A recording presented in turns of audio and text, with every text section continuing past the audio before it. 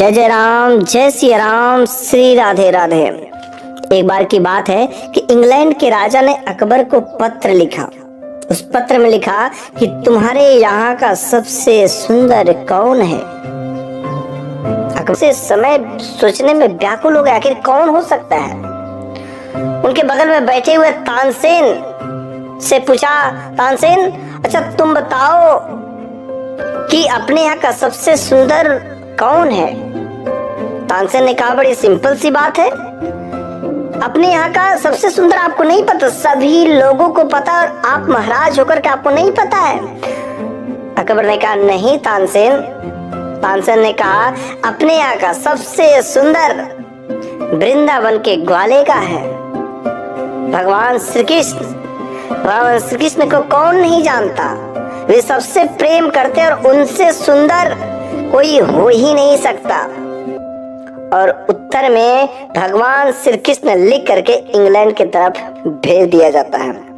लेकिन तानसेन से अकबर ने पूछा कि जो तुम्हारे भगवान श्री कृष्ण हैं उनसे सभी प्रेम करते हैं और सभी उनसे जानते हैं और तुमने कहा कि वे सबसे सुंदर हैं, लेकिन क्या कोई ऐसा भी इंसान है कि जिनसे भगवान प्रेम करते हो, कोई ऐसा इंसान।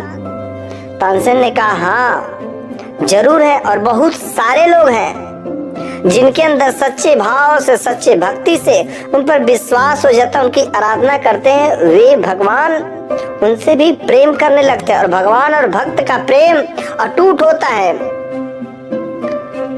तो अकबर ने कहा कि एक बार क्या तुम अपने उस भगवान श्री कृष्ण का दर्शन दिला सकते हो कि आखिर वे कहाँ पर है। तो तानसेन ने कहा कि इसके लिए आपको चलना पड़ेगा उनका दर्शन करने के लिए। तो अकबर ने कहा ठीक है मैं अवश्य चलूंगा।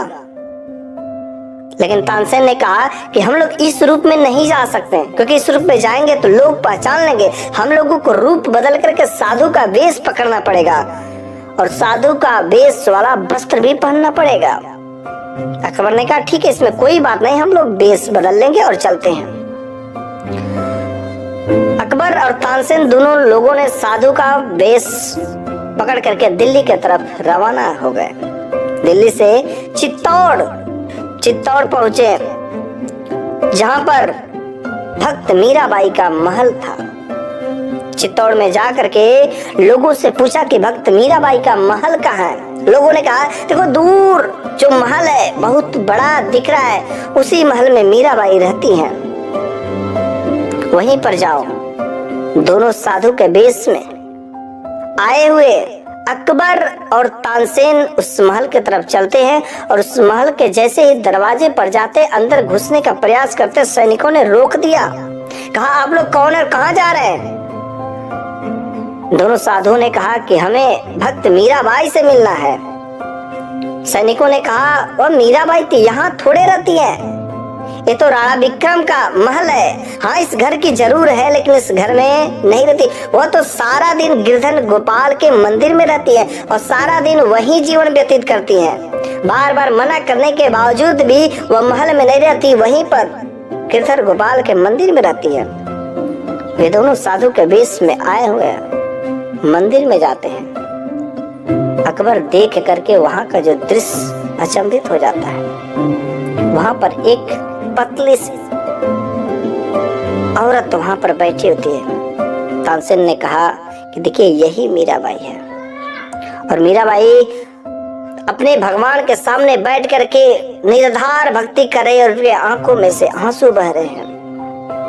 अकबर दंग रह गया कि ऐसा भी इस अपने इलाके में इतनी मैंने तेजवान औरतें तो नहीं देखी। अकबर जो है उसका तेज देख करके बैठ गया और कोने में, एक मंदिर के कोने में बैठ करके और चिंतित में रह गया कि कितना भक्ति, इतना प्रेम, आंखों से अश्रुधारा, उसके ललाट चमक रहे हैं, इतना तेज देख करके कि ऐसी भी तेजवान औरतें। लेकिन जब मीराबाई उनका भक्ति से ध्यान थोड़ा सा कुछ समय के लिए हटता है, नेत्र खुलने के बाद जब वे देखती हैं कि इस मंदिर के कोने में दो साधु बैठे हुए हैं, उन साधुओं की बहुत ही खातिरदारी की, इज्जत की, जितना उनसे हो सकता था।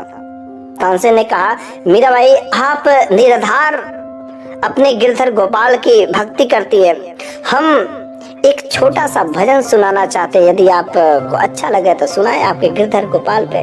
तानसेन ने वहां पर एक बहुत ही सुंदर सा गिरधर गोपाल पे भजन सुनाया। मीराबाई वह तो सुन करके बिल्कुल ही मधुर हो गई। उसने कहा कि आप लोग यहाँ पर दूर से आए हुए हैं और काफी थक गए, कुछ समय विश्राम करिए। लेकिन अकबर ने कहा, जो साधु के बेश में गए थे, नहीं नहीं, हम लोग रुक नहीं सकते हैं, बहुत सारे काम काज है, फिर कभी आएंगे तब यहाँ पर रुकेंगे जरूर।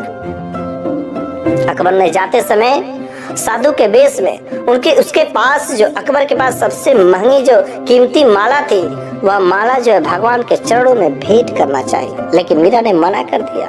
मीरा ने कहा, नहीं नहीं, आप इन्हें मत चढ़ाइए, झूठ में बेकार है, इसको चढ़ाने से कुछ नहीं होगा, इसको चढ़ाने से भगवान इनसे प्रेम नहीं करते हैं, भगवान इन हीरा मोतियों के माले से कभी नहीं प्रेम करते, जिनके अंदर सच्ची भक्ति होती है, मेरे गिरधर गोपाल उन्हीं से प्रेम करते हैं, उन्हीं का सब कुछ होते हैं। लेकिन अकबर ने कहा, नहीं नहीं भक्त मीराबाई, मेरे को चढ़ाने दीजिए, मेरी प्रबल इच्छा है कि मैं भगवान के चरणों में अपना ये माला जो अर्पण करूं।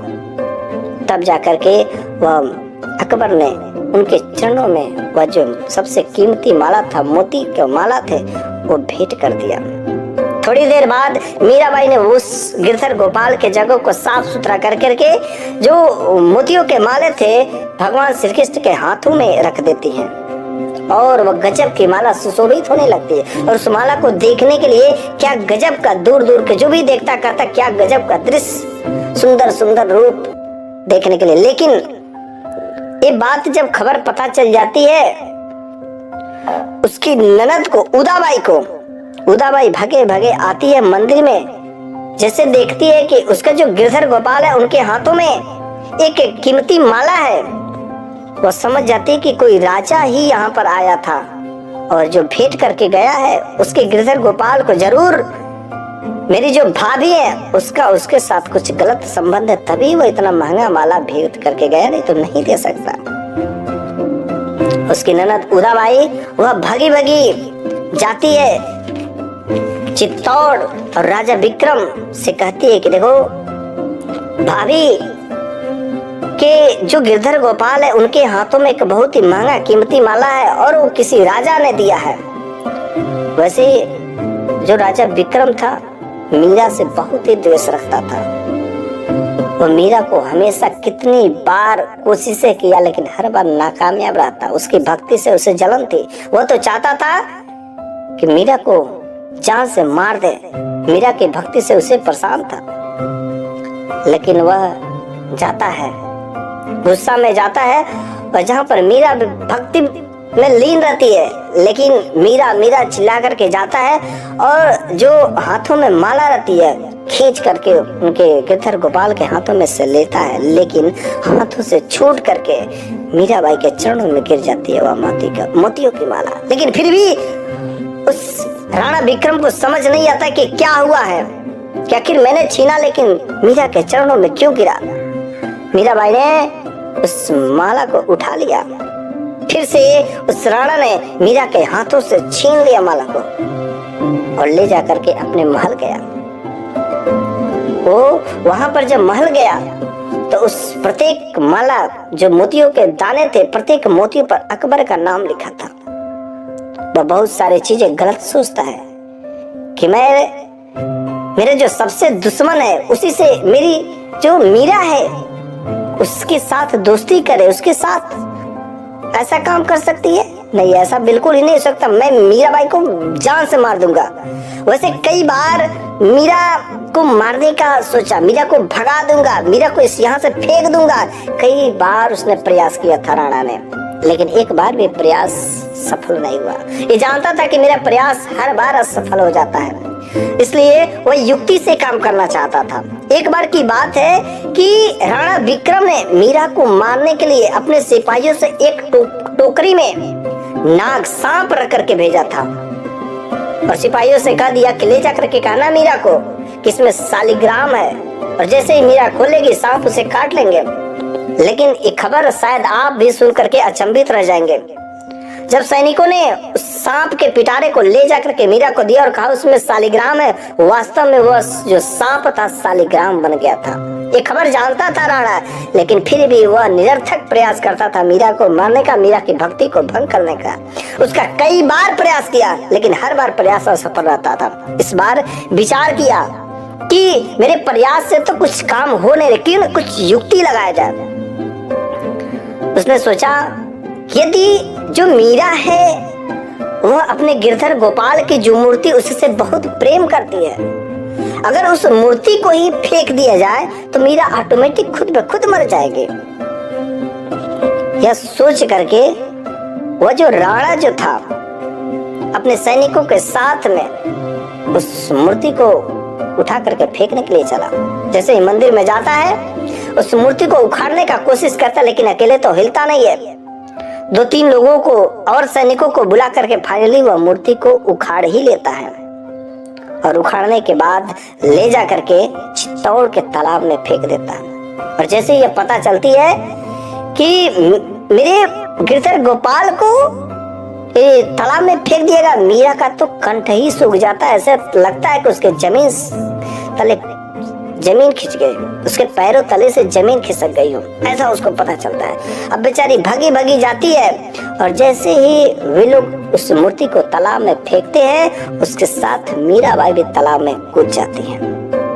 उनको रहा ही नहीं जाता है।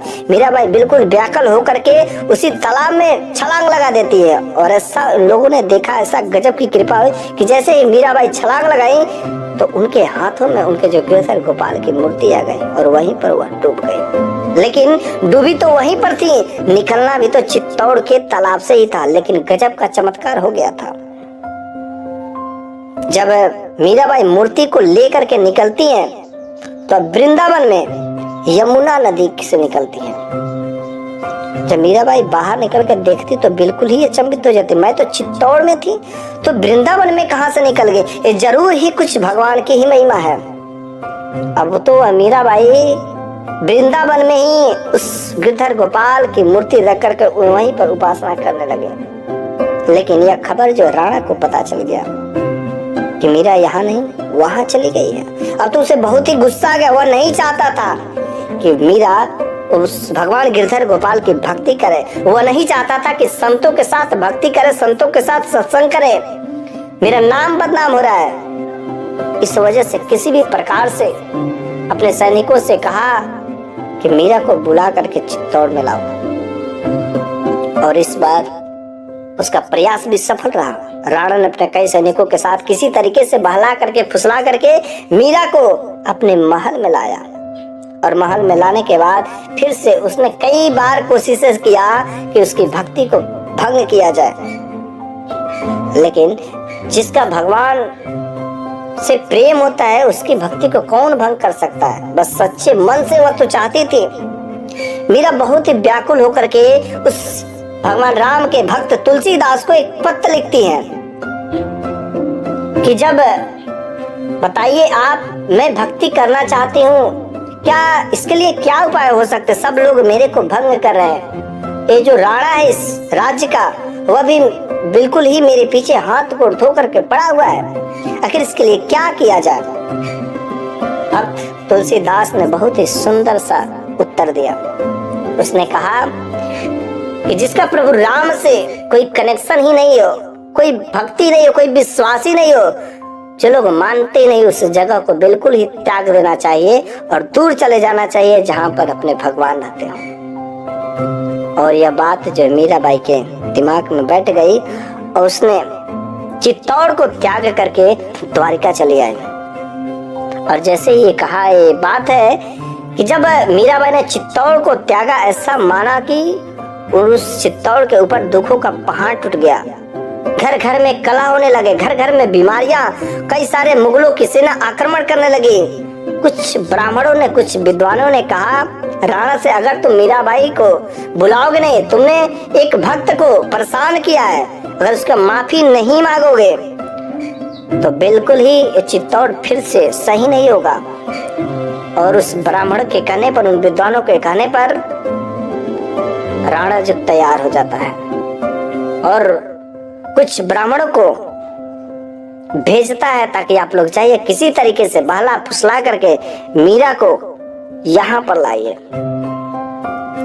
जब ब्राह्मणों ने वहां पर गया तो मीरा भाई तो अपने भक्ति में लगी रहती है। मीरा को बुला करके उस ब्राह्मणों ने कहा कि हमारे राणा से बहुत ही बड़ी गलती हो गई, मुझसे गलती हो गई, आप चित्तौड़ को त्यागी मत, चलिए, बहुत सारे दुखों का पहाड़ टूट गए हैं।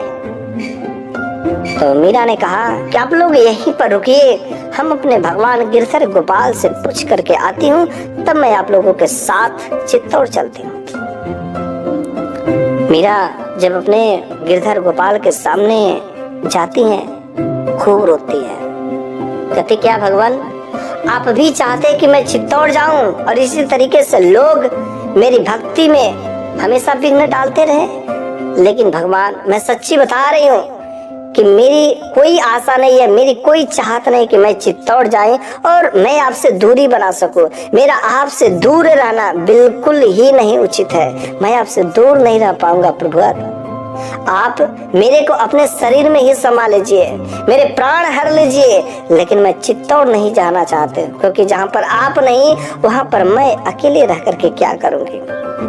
और ऐसा जब मीरा के बार बार विरह करने पर ऐसा कहा जाता है कि ऐसा हुआ कि मीरा वहां से गायब हो गई। मीरा वहां पर बिल्कुल ही दिखी नहीं। ब्राह्मणों ने काफी देर इंतजार किया। जब ब्राह्मणों ने काफी देर इंतजार किया तो उस मंदिर में गई जहाँ पर गिरधर गोपाल का मंदिर था। वहां से बहुत ही अजीब का चमत्कार हुआ। वहां से भगवान की मूर्ति से कुछ चुंदड़ी निकल रहे थे। उस चुनरी को निकलते हुए देख करके अचंभित हो गए और वे ब्राह्मण मीरा को खोज रहे थे। तब तक अचानक आवाज आती है कि तुम सब किसे खोज रहे हो? तुम जिस मीरा को खोज रहे हो वह मीरा अब इस दुनिया में नहीं रही। वह मीरा सशरीर के साथ मेरे मूर्ति में समा गई है। अब दोबारा वह मीरा चित्तौड़ नहीं जा सकती। ब्राह्मणों ने पूछा, जब चित्तौड़ नहीं जा सकती तो हमारा चित्तौड़ कैसे सुरक्षित रहेगा? फिर से मूर्ति से आवाज आती है कि जो चुंदड़ी है बस चुंदड़ी ले जा करके अपने राज्य में रख देना, फिर से तुम्हारे चित्तौड़ की सारी दुखे समाप्त हो जाएंगे। और जो वहां से चुनरी निकली उन ब्राह्मणों ने ले जा करके अपने चित्तौड़ में घर घर का थोड़ा थोड़ा टुकड़ा बांध दिया। फिर से चित्तौड़ की सारी प्रजा सुखी हो गई और तब से कहीं कुछ नहीं, मीरा आखिर उस भगवान की मूर्ति में समा ही गई। तो ये था मीरा की कहानी कि जो भक्त मीराबाई, जिसका भक्त और भगवान से बहुत ही गहरा संबंध होता है, भगवान हर वक्त अपने भक्त की रक्षा करता है, उसके ऊपर कभी आंच नहीं देता है। कितना भी तुम प्रयास कर लो उसकी भक्ति को भंग करने को, जैसे मीरा की भक्ति को भंग करने को राणा ने कितने प्रयास किए, लेकिन सब प्रयास जो निरर्थक रहते हैं। आपका भी यदि भरोसा, हमारा भरोसा यदि भगवान के साथ में है, भगवान पे विश्वास पे है, तो मेरा बिल्कुल कोई बाल बांका नहीं कर सकता। आपके अंदर जो भी इच्छाएं होगी, मनोकामनाएं होंगी, सब ऑटोमेटिक खुद पूरा हो जाएंगे। बस आपको भगवान के ऊपर आस्था बनाए रखना है, डगमगाना नहीं है कि हाँ मेरे प्रभु ऐसा नहीं कर सकते, सब कर सकते, बस विश्वास होना चाहिए, क्योंकि विश्वास से बड़ी कोई चीज ही नहीं होती है।